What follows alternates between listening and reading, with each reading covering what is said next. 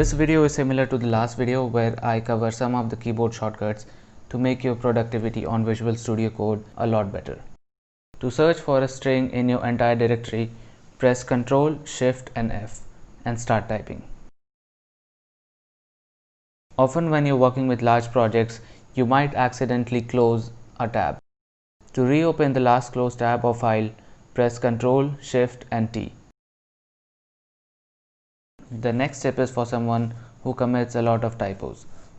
Instead of pressing backspace, you can press Ctrl and backspace and delete the last typed word. To select one word from your code, press Ctrl and D. It automatically selects the word just in front of the cursor. If you want to select a part of your code, you can definitely use mouse for that. But if you just want to use the keyboard, you can press Ctrl, Shift and right arrow. This is used to select a part of your code word by word. Press Ctrl R to reload a window and select from a list of recently opened projects.